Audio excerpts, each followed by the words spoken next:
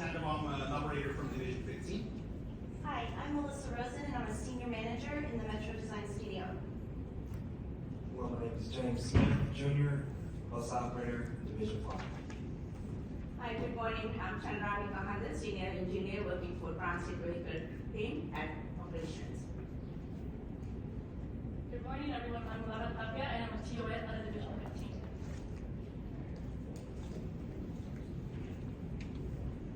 So in order to put a face to this project, how important it is for an agency to be able to look at it properly for our operators and their layovers, I want to share a quick little anecdote from this past Thanksgiving weekend. I'm an operator, so I was driving out there.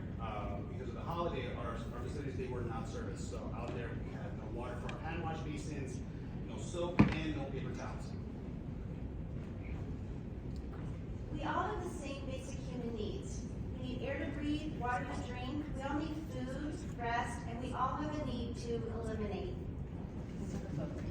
Please raise your hand if you ever found yourself in a situation where you needed to use the restroom but weren't able to find one.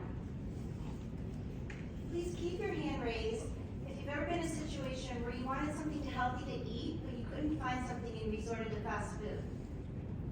So it's almost everybody in the room. It happens to us while we're shopping, while we're outdoors, while we're traveling. And the nature of those situations is recreational. It's uncomfortable, and those experiences stay with you. Unfortunately, it's happening to our own bus operators every day and every night, 35% of our workforce. Our bus operators interact with 68,000 riders daily. That's 7% of the population of LA County. Our operators are the face of our agency and the backbone of our regional infrastructure. Metro has facilities. We have restroom agreements with local businesses and convenience stores. We have portable restrooms, we have permanent restrooms, and we have a few layover facilities for bus operators. Unfortunately, the restrooms are often unsanitary, in unsafe areas, or just unavailable. There are few safe places to take a break outside of the bus, and healthy food options are not readily accessible. I became interested in this program while art directing illustrations for the Bus Improvements Program. The diagram on the right was meant to illustrate the differences in Metro not investing in layover facilities versus at the bottom investing in layover facilities. At the last stop of the line, right now many of our operators are forced to go out of their way. It takes time and money, and they're searching for a restroom that oftentimes isn't available, or it's unsanitary and it's not usable. By Metro investing in labor facilities near the end of the line, we can offer a clean and private restroom, a microwave, and a table and chair to sit and take a break. From 5 to 20 minutes, imagine the impact on our operators' physical and mental health over the long term to get back on the line in a great space. It's good for our operators, it's also good for customer experience. Lastly, putting the operators and the bus back on the line faster, it's good for service.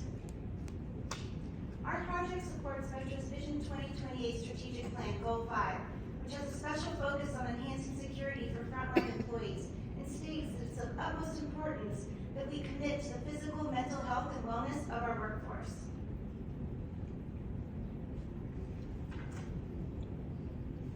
Well, my name is James Smith, and I've been a bus operator for 7+ years. I chose this background picture because it reflects how many operators currently feel and being treated. Robots are not required to eat, use the bathroom.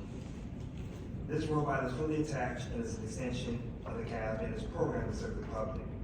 This is how many bus operators feel and morale is low. Our mental health and bathroom privileges have become afterthought. When we want to see and feel MTA cares about us by investing into our layovers and not feel like a program robot that serves the public. When I started this project, I didn't realize how bad the layover situation was until I promoted our online survey and also conducted in-person interviews. Many operators confided in me about their experiences with the restrooms and its unsafe hazard. Would anyone like to share their bathrooms with a vagabond who could be mentally unstable and violent? The bathrooms that MTA has, including portable restrooms, have been broken into and vandalized with feces and urine everywhere. A news caption wasn't just a project. These are inhumane conditions that all operators face daily. The Metro wants to lower the amount of operators on the sick list, increase morale, and become successful long-term. This must be addressed. You're going to watch a small snippet of interviews that I have included all full versions of the interviews in a white paper. I also included one female operator experience trying to find a restroom this past holiday during odd hours. The links in our white paper.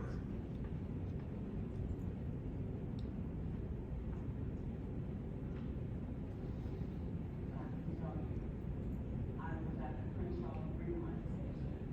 I wanted to go to the restroom, and this is about 9 o'clock at night. Because this lady, still standing there lighting, it's not really lit up. And there was this man, and it looked like to me that he was probably drugged out. He had no clothes on the waist up. He had money, his cell phone, he was bouncing around, moving around right at the very first door. So that made me nervous, for one, because I never know what a person is gonna do, whether it's drugs or mental illness, I have no clue. I'm by myself, I'm a female. So I go around to the other restroom. I get it open, I didn't see the guy follow me or anything on the other side. But as soon as I came out of the restroom, the guy rushed me. I wasn't sure if he was trying to get into the restroom. I wasn't sure if he was trying to attack me. All I could do was scream and run. He did not, the door closed, and he didn't get in the restroom. He did not follow me. But about the time I figured it out, I was already at the bus. I had to run across 6 lanes of traffic, scared, all because I work for Metro and had to use the restroom. That should have been Every year, every change I don't know what it is, I wish Metro will do something better. I wish Metro will actually care about us. I'm going to opinion, and I'm not ashamed to say it. I have used a plastic bag to feed off. And that's because we don't have access to that restroom. We don't know. over half of our layovers, we have nothing. We have to figure out how we're gonna use the restroom. And half the places that we go, they won't even allow us, even in uniform. Like, what are we supposed to do?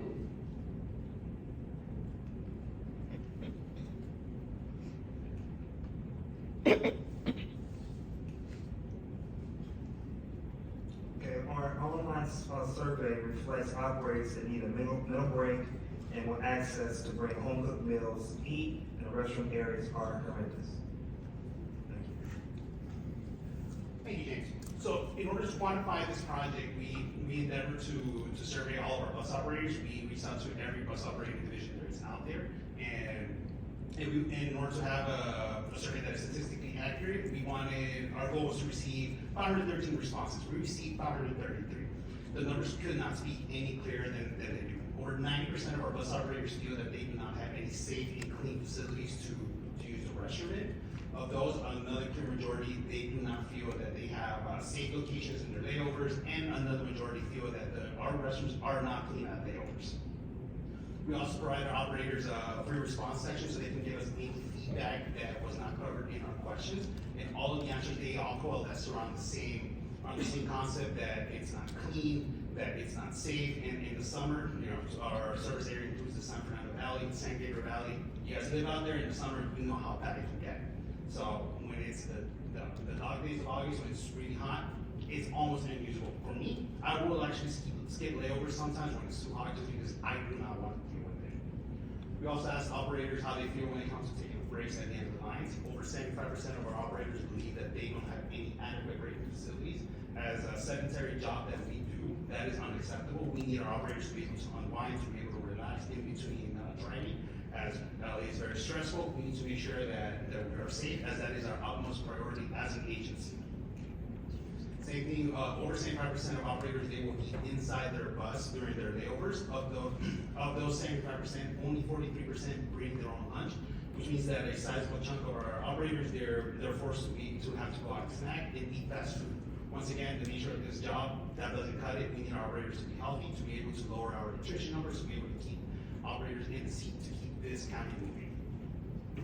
So to that end, we also asked operators if we were to be able to provide them proper facilities, would they bring their own food?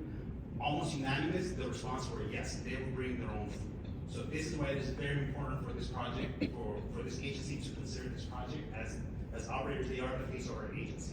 When you go out there and ask the public about Metro, they don't think anybody who works there in Gateway. They only think about operators. And even then, I'd say they maybe think about bus operators. Same thing, from our free response section, we asked operators to give us more feedback, and same thing, a lot of the feedback it coalesced around the need to have proper break room facilities, to be able to have water, to be able to have healthy snacks for operators to be able to keep themselves going throughout the day. Hi, thank you, Kevin. So actually, besides those surveys, we have done some surveys for metro bus operator layover locations. And this information we have obtained from key publications. Based on our survey, we have rated from A through F. And you will see, like, all these projects are taking 3 to 6 months, all the way to 1 to 2 years. And A is like immediate interior upgrades. This is for like the break-in rooms that we have currently and providing more amenities. And the B is for upgrade the portable restrooms to VIP solar suites, or either like, the VIPs, the break room trailers. And C is for new constructions. And D is no improvement feasible. And E is for need more information about location. That is something facility maintenance, they can do that. And then if some break rooms we found, those are not open for officially to bus operators. And maybe upper management can get a look at on those, locations, and it will be like, really immediate proposal for the bus operators. And all this data is given in a white paper with all the details. You can check on that, and you can see all the number of facilities as well. And of course, when it comes to the project, we need to have budget. But we know that this project will be the most impactful and the most sensible project for the agency. Because 35% of our workforce are bus operators, they are the backbone of our agency. And once we get this project going, it will improve their health, mentally, physically, and also positive attitude towards serving the transit riders throughout the county. That's why Metro is spending a lot of money for different projects, but after we complete this survey, we found out this is going to be the most impactful project for our bus operators to keep their retention ratio high for long term. And the proposed budget, right now, the immediate ones, like, updating the facility to like around 11,000. And then the portable restrooms, right now, is like 691 a month with 5 times service. And then the proposed one is a VIP solar suite for 945 a month with 5 times service. But difference is like around $250. But the impact we are making for operators will be like, flushable toilets, having lights, and the water. That will be really a great impact. And the next one for break room trailers. As of now, Union Station, they are having a break room trailer under construction. That is like around $500,000. And then the C is for like a new permanent constructions, that is going to be like around $1 million. And then the other one is coordinating access to give the break room to the bus operators too at no charge. And these are the surveys that we have found out. 12 portable restrooms throughout the agency, like a bus operator location, you will see the conditions. And then the next one is for the 36 permanent restrooms, you can see like, some needs more improvement. And then next one for the break rooms that we have currently. And then this is like immediate proposal that we have like, VIP, the portable restroom to VIP solar suites. As we said, we want to have a pilot program run through Silma and Central Valley location for 6 months. And then you can measure it and see how it will impact for the operators. And then the next one is the future construction. All the portable restrooms, we want to have either VIP solar suites or the break room facilities or either permanent construction. And then next is the immediate improvement that you can do at the Maple Lot location. This is the existing one. You can see the pictures as of now. And this is going to be the one we propose to have like, nice seating arrangement and, the power pot and the microwave, upgrading vending machines. That is something that we want. And these are the like, permanent ones that we won't have for the future. And then this is actually the Vernon Yard, and this is the 18th and Hill Street that we are going to, propose to open for the bus operators. And of course, we will get some challenges like vandalism, lack of budget, and facility maintenance staffs, we don't have enough. But if we really focus our attention to this project, over the challenges will overcome, and you can find a way to get them operators, serve better as agency. With that, I'm done. Thank you. Thank you, Shanari. I began my journey at Metro as a bus operator, so I know firsthand of the difficulties that bus operators face every day. What you see here are the doors that lead to the entrance of Division 15, and it reads, through these doors pass the finest operators in the world. I felt proud to be a bus operator and to be a part of Metro, and that's the message that my team and I want to reinforce. We want operators to believe that they're the finest in the world, and that their hard work and dedication is highly appreciated. Improving layover facilities is not only going to benefit operators, but it will also Metro as a whole. It would help with attracting and retaining employees, which we know has been a struggle, especially after the pandemic. It would also create better physical and mental health, which is a real challenge with such a sedentary and high-stress job.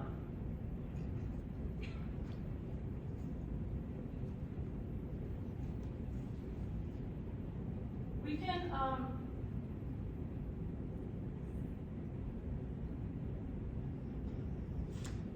the effectiveness of these improvements can be analyzed by doing a resurvey of the operators. We are confident that the benefits of these improvements would also be reflected in the decrease in operators going on a sick list. We also think that there will be a reduction in the number of accidents and customer complaints. This is the face of our agency.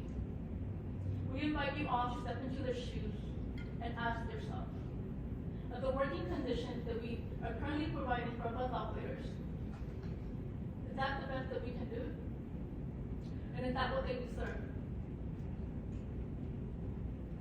Our project is not meant to assign blame to anyone, but rather to open a conversation to analyze the current facilities and generate improvements.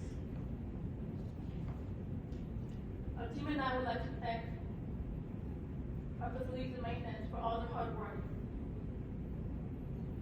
And with that, I thank you all for being here today and hearing our proposals.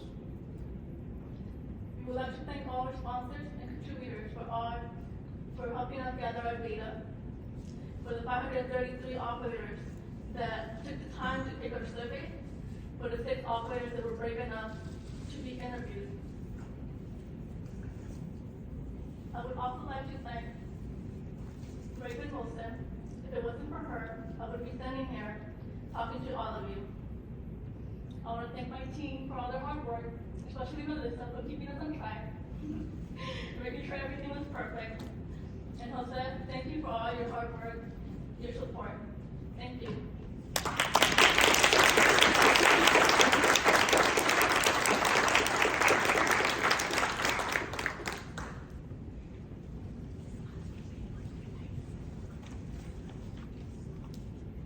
So with that, we'll go ahead and take questions now at this point from the judging panel, or anybody that has any questions they would like to go ahead and present to the group.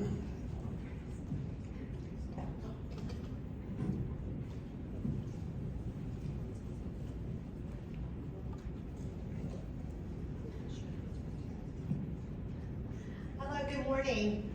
First of all, I want to say you guys did a really, really nice job. Very professional, very poised, very polished and practiced. So thank you for that. The question that I have is on the budget information. I wasn't sure if the estimates you provided were per project or total. For example, on C1, there are 17 facilities, and the estimate was 1 million. Is that per facility or? Okay, per facility. Okay, that's helpful to understand. And the second question was, have you been able to identify any potential sources of funding? That is something that we want our team it, thank you.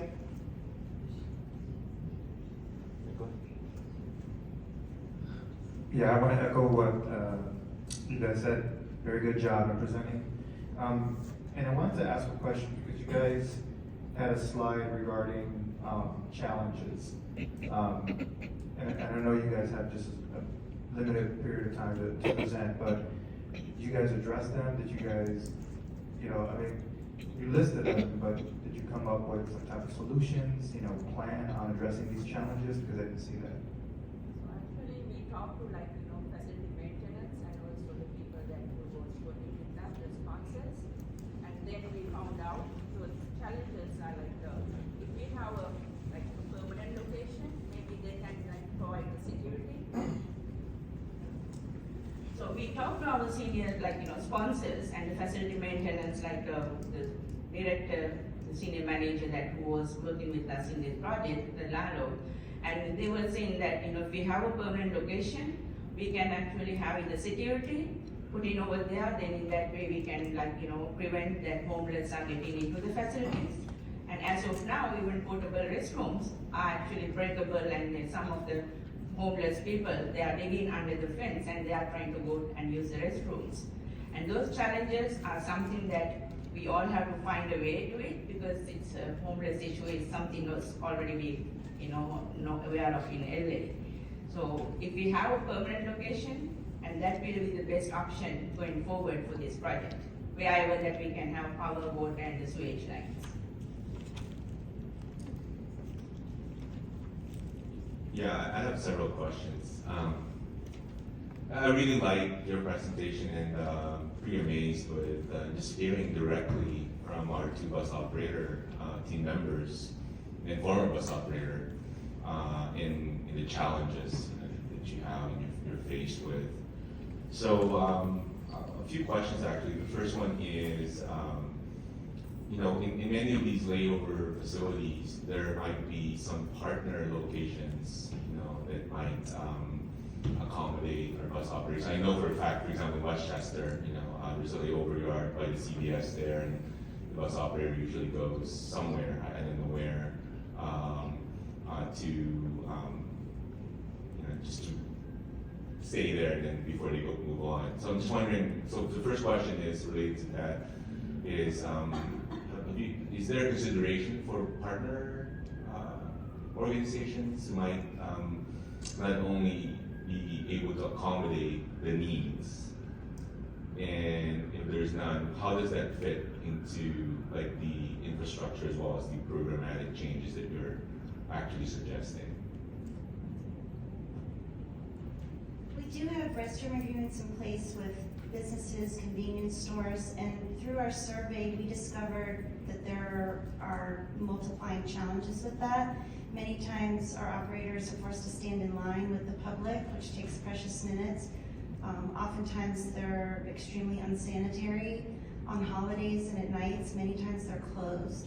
So while we have those agreements, they're not ideal to give our operators that guaranteed break at the layover.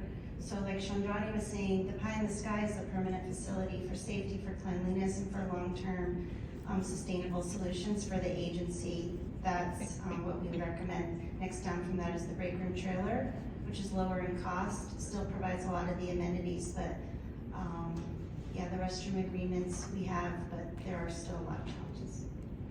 And then just to follow up on that one, I was really touched by the operator interviews, to the point where wow, that's happening across, the 3,000-4,000 operators that we have, whether rail or bus, very powerful words.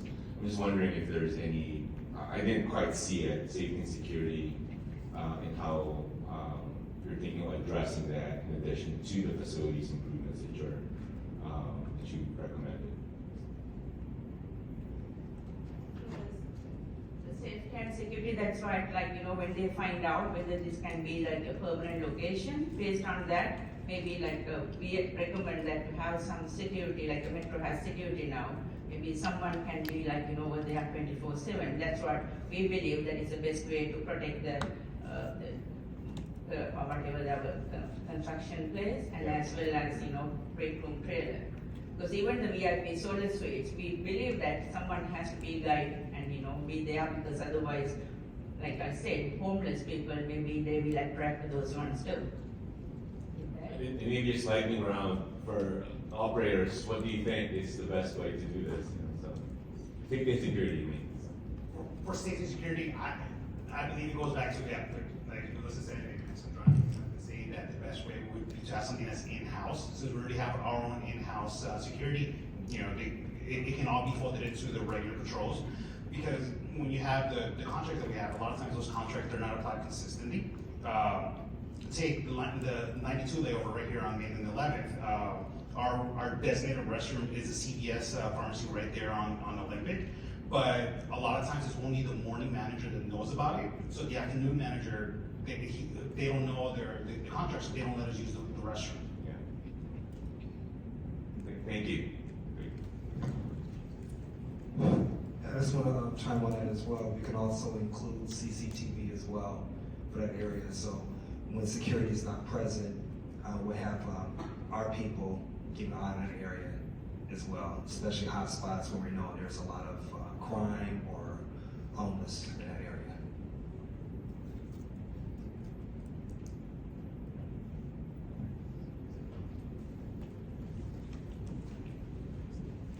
Great job, guys.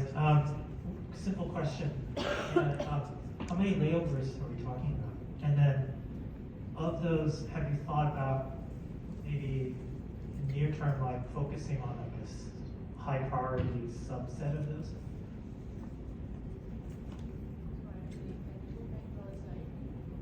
Yeah, we have like this different layovers. That's what we categorize from A through F. And A is like immediate improvement. We found only like one break room at Maple Lot. That is only one is there. And the portable restrooms, we have 12 locations. And then the permanent, we have actually 36 locations.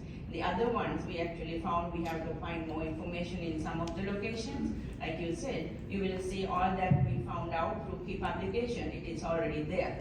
So that's why with our time that, I couldn't go to each one separately, but you can see everything is in our white paper, it's given already. So these are the findings. Even someone can go and check, it's called like key.metro.net. Then we can go and see all the restroom agreement and everything what we have as of now. It's updating like every week.